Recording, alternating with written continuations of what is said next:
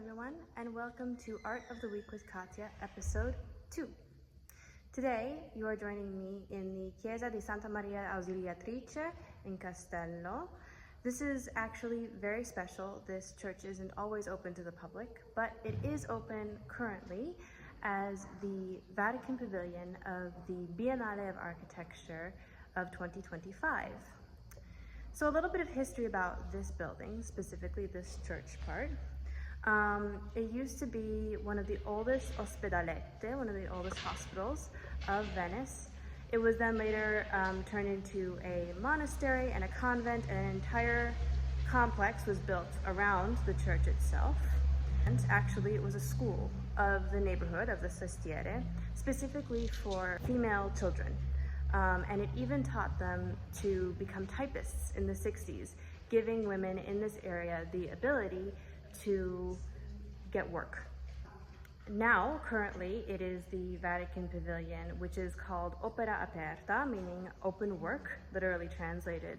It's an open restoration, so we can see the restoration that is currently happening in various parts of the building, the fabric that's covering the walls, this structure here for the restorationist who is working currently on the statues and on the various part of the altar. Let's get a little bit closer. So the work actually that goes into this, it is very detailed and very complex work, even down to the specific copper veins that you can see holding the pieces of marble together, to even a centimeter of difference between two pieces of stone that can tell us about a possible earthquake that happened here a long time ago. It is truly heavily knowledge-filled and detailed work.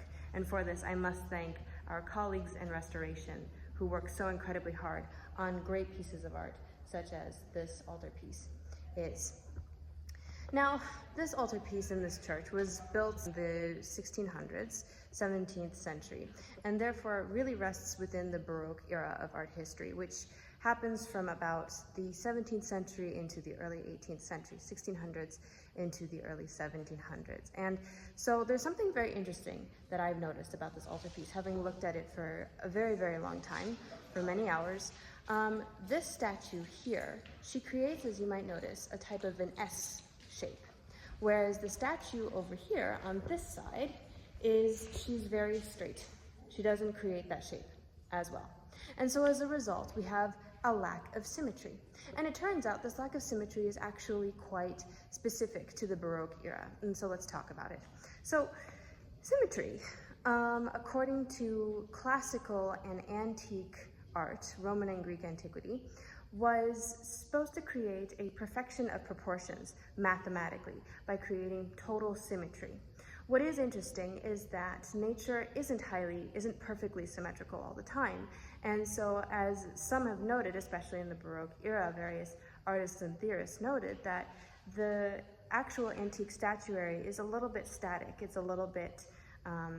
It's a little bit hard. It doesn't entirely move naturally, which was more of a Baroque ideal rather than one that was necessarily of the antique era. And for this, we can see, for example, in this altarpiece here, we can see that, it definitely takes from the classical in the sense that we have these columns and then this top part here, which is showing very much what a Grecian temple would have looked like we see in the Parthenon. But here then in the statues, if we were to take an actual outline of this full thing, the statues definitely create a sense of asymmetry. Now, from a Baroque theoretical point of view, why this asymmetry is important, in fact, it says that in order to create a sense of symmetry, there has to be a tension, there has to be a balance, and therefore a certain sense of asymmetry as well. And they specifically describe that this asymmetry happens in three pieces. So there's two parts of the symmetrical, and then there's something grounding them in the middle. What's interesting is that in this case, there's a painting that's currently being covered up by a tela, a special fabric, to protect the painting from the restorations that need to happen to it and the restorations happening around it. But we have these two statues and we have the painting in the center. This is actually quite reminiscent of altarpieces, which would be triptychs. They would be three parts. And especially in the early and northern and high Renaissance, we would have grisaille painting, which is the painting of statues, would often be on the outer parts of the triptych. So in this way, we have both a closed and open triptych. We have the center of the triptych, which is constantly open, and we have the statues, which refer mostly to the closed panels of what triptychs used to look like.